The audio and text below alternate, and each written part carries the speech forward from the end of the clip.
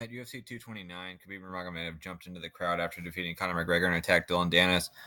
We've been waiting for a while to see what Danis' suspension would be or if he'd have any punishment, and right now we know that it's 7 months and $7,500. I think a lot of people reasonably are looking at that and saying this is absolutely ridiculous. He's the one who got jumped. Why would he possibly have to pay $7,500? This is a guy who, I don't know personally about his finances, but he's only had one MMA fight. That was in April of last year, so he's going to be going over a year without work, largely because of this looming suspension. So $7,500 could be significant for him, and even if he comes from money, it still isn't exactly a fair suspension at that, or a fair fine at that. Plus, the 7 month suspension is quite a long time for a guy who, as I mentioned before, hasn't fought since last April. So I'll let them say what the charges are and why they think that what he did is deserving of it. I think this is absolute bullshit, but sure, we'll let them talk. On October 6, 2018, the respondent Dillon Danis participated in UFC 229 as a second to Conor McGregor in his contest against Khabib Nurmagomedov. Following the contest, Nurmagomedov moved towards McGregor's corner while pointing at and exchanging words with individuals located there, with Mr. Danis being amongst them. At or about this time, the respondent, through hand gestures, challenged Nurmagomedov to come to him, to leave the octagon. And by hand gestures, what I'm referring to is with his hand and fingers waving towards him, as if to say, come to him. Subsequently, Mr. Nurmagomedov jumped over the octagon fence and into the gallery where they engaged in a physical confrontation, and then they were separated by event security. However, after they were separated, the respondent, in one or more instances, had to be physically restrained from participating in the ensuing melee. And this is at a time when event security was actively trying to control the situation and extinguish it. Additionally, the respondent, and again, this is after he had been separated from the melee, made obscene gestures towards a member or members of Mr. Nurmagomedov's team and or the public, to it extending his middle finger towards him or them. Again, this is at a time when event security was actively trying to create or maintain peace within the arena. On January 7th and then on February 1st, the executive director filed a disciplinary complaint and then an amended disciplinary complaint, respectively, as these actions constitute foul and unsportsmanlike conduct. The proposed adjudication agreement, which is before the commission today, is for proposed resolution of that complaint. Under the terms of the agreement, there would be a 7-month suspension, which would expire on May 6, 2019. And he would also pay a fine in the amount of $7,500, and he would remain suspended until that fine is paid in full, or that there's a payment plan that's been approved by the director.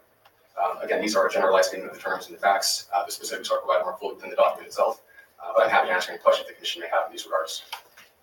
Yeah, so that's it right there. So to sum up what he just said, Khabib wins the fight, points over at Danis. Danis then waves him on with his hands. Khabib jumps into the crowd. Danis defends himself. Danis gets split up. Danis flashes a middle finger back towards Khabib in his corner. And for waving a guy on who was outside and challenging him, for flashing a middle finger after defending himself, he's being suspended for 7 months and fined for $7,500. Again, this is right after starting his MMA career. He's had one MMA fight to this point. This is absolutely ridiculous. I got into this a little bit before on the last hearing they had when they gave the $500,000 suspension to Khabib when Conor got his 6-month suspension, and I believe it was $50,000 for really not doing anything worthy of that kind of a punishment there either. This is just getting out of hand. I don't know how. I think Nevada does an okay job as far as actually regulating the fights when it comes to making sure everything's safe and taking care of everything at the event. But my goodness, they can't do. They're just fucking terrible when it comes to doing or dishing out punishments. Like, this is just absolutely ridiculous.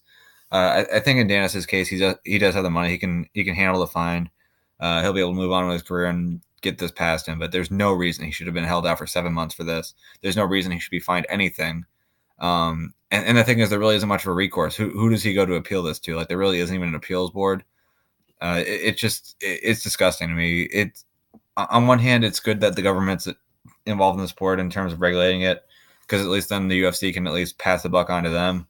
So if something bad happens, then it's on the government. They're the ones who are regulating it. It's not privately regulated. For some of the smaller events, it helps to have the government there to regulate. But this is a downside that is it's just terrible. These guys just love the sound of their own voice. They love feeling like they have power over these fighters whenever it comes to these disciplinary hearings. And this kind of a suspension it's not justified in any way. So for Dillon, he'll be free to fight again in May. Hopefully he gets a fight lined up right after that. So he gets another chance to make some money and get a chance to get some experience under his belt. It's not great to have your debut and then have to wait another 13 months when you're healthy to fight again. Right now, that's what he needs. He needs some more experience in the octagon if he wants to move his career forward. So this is holding him up for quite a while for the awful crime of waving a guy on who's challenging him and then for flashing a middle finger at him, and that's considered an obscene gesture. And it's also worth noting that Khabib's suspension, had he done the PSA, would actually have been for 6 months for actually, jumping into the crowd and starting a fight there. Granted, the fine's a lot more, but the fine's actually a percentage of a purse that he earned. Danis didn't really earn much money outside of a percentage of Conor's, and even still, I don't know what Danis himself makes.